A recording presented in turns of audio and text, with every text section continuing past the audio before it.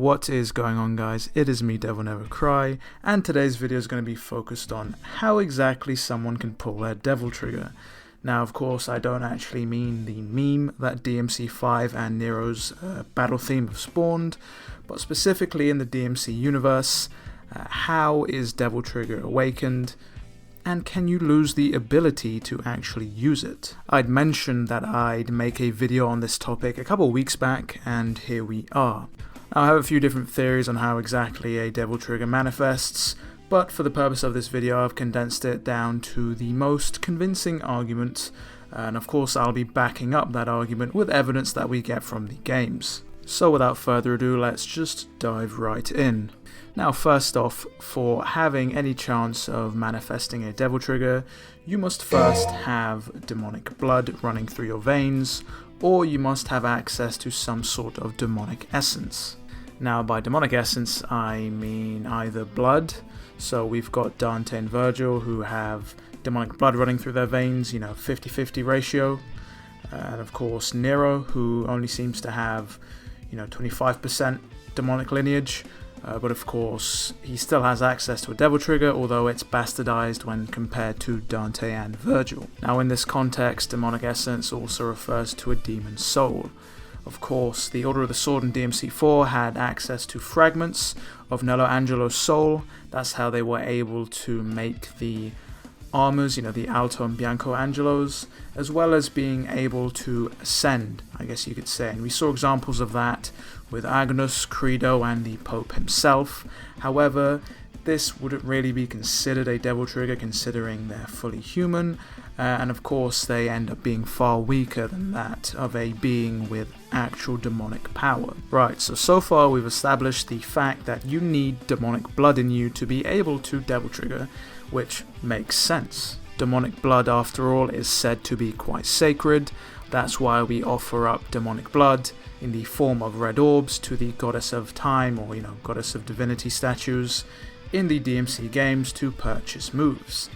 It's canon, it's confirmed that the blood holds special powers.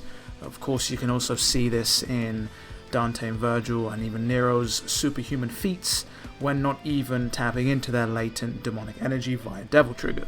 On a short side note here, some people might bring up Arius or Arkham here, and considering that they had some sort of transformation in their respective games.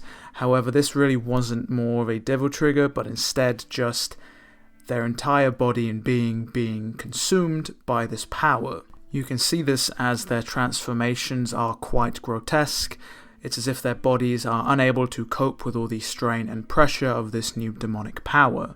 This is a distinct difference when compared to our protagonists, who are able to harness and use this energy like second nature, with their bodies being able to keep up and take advantage of this new power. So in that sense, I'd say Arius and Arkham were more possessed, in a sense that the power was using them as a vessel more than they were utilizing the demonic power. So with that out of the way, let's get back on track. Now, the main point I want to make in this video is that it seems that you cannot access a devil trigger unless you have access to a devil arm. Now let's break this down. DMC1 starts you off with the Force Edge, a weapon that is demonic in nature but does not act as a devil arm. For you see, a devil arm is the physical manifestation of a demon. The Force Edge was not forged from the soul of a demon. It was merely Sparda's own bespoke sword, which also acted as a key to the seal of his power. You could say that the sword is a physical manifestation of Sparda's power once combined with the amulets, but by itself the sword is entirely useless. However, when Dante finally has access to a devil arm which hasn't had its power sealed away, aka Alistair, he gains the ability to devil trigger. Moving on to DMC2, we play as a much older Dante who's a more mature devil hunter.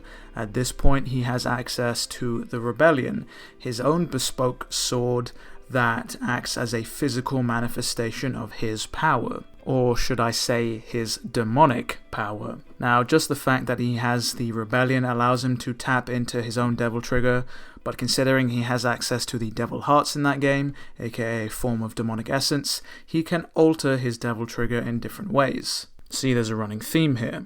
The protagonist has access to a devil arm that isn't sealed or broken in any way, and they have access to the devil trigger. Moving on to DMC3, which is quite an interesting case. Now we can finally delve into some other intricacies about the devil trigger. Now both Virgil and Dante have access to their own bespoke devil arms, I guess you could say, in a sense that they're not a manifestation of another demon soul, but instead a manifestation of their own demonic power. The swords were given to them at a young age by their father Sparda, with Dante getting the big scaly sword Rebellion, and Virgil getting access to a sword that can cut through space and time. How that's fair, I don't know, but merely having access to the devil arm at this point is merely not enough to activate this devil trigger. It seems that intense physical and emotional trauma is needed. In Virgil's case, he managed to achieve devil trigger at quite a young age, soon after he witnessed his entire family be murdered. This was a scene that we didn't get anywhere in the games or the novels, but we got it in the DMC3 manga, specifically Volume 2. Now, we know all about Dante's demonic awakening, considering Mission 7, DMC3. Obviously, Virgil runs Dante through with his own sword. The physical trauma coupled with the emotional stress Dante must have gone through at this point pushes him over the edge, and that's when he awakens his devil trigger. This is why at the beginning of DMC3, when Dante obviously has access to the Rebellion, he doesn't have access to his devil trigger, simply because he hasn't been pushed to that limit. This idea of intense physical and emotional trauma can also be seen in DMC4. Nero is thoroughly defeated and mortally wounded at the hands of Agnus. The pain and physical trauma of having a gaping hole in his stomach, in conjunction with the emotional stress of not having the power to protect anybody he cares about, let alone himself, is more than enough to push him over the edge, unlocking his latent demonic abilities, allowing that to resonate with the broken Yamato nearby, along with some Virgil shenanigans, allows him to unlock his own state of devil trigger. Now, some may consider this not to be Nero's own power, considering that the Yamato is a physical manifestation of Virgil's demonic power. And they'd be right. However, if we cast our minds back to events previous to DMC4, we know that Nero had his own awakening somewhere deep within the Mirtis forest. After a stroll through these woods along with Kyrie, they are set upon by a bunch of demons. It is at this point that Nero sustains physical trauma, aka a wound to his arm. Couple that with the stress of having to protect Kyrie, and a part of him awakens. And we know this power to be the Devil Bringer. It's that arm of his. This brings us on to DMC5 now. We know that Nero does not have access to his Devil Bringer, and consequently, he doesn't have access to the Yamato. That is why he's incapable of using Devil Trigger. Now, we know that the emotional and physical trauma allows the protagonists to unlock some sort of latent power, like a passive boost. We can see this when Dante himself destroys that statue with one punch after his encounter with Virgil for the first time. We can also see it with Nero in DMC4. After he obtains his Devil Trigger, his buster attack on the bosses in cutscenes seems to be much larger, much more potent.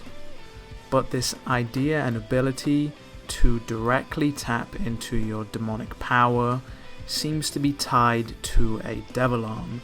The lack of a Devil Arm means you will not be able to Devil Trigger.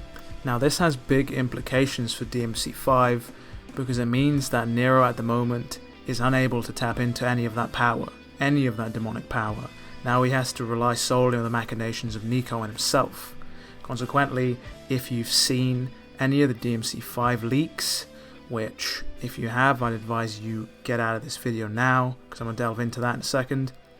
If you've seen those leaks, you know that Dante no longer has his rebellion. If you remember, Urizen goes to strike Dante, Dante attempts to parry with the rebellion, and it shatters. Does that mean Dante's lost his ability to Devil Trigger as well? It's uncertain at this point, considering the sword is a physical manifestation of his power. Maybe it'll pull itself back together again, and Dante will be just like normal. However, as I said, that's uncertain. maybe our titular protagonists won't have access to this ability at all. What do you guys think? It's been me, DevilNeverCry. I'd like to thank you guys for watching and sitting through this 10-minute video.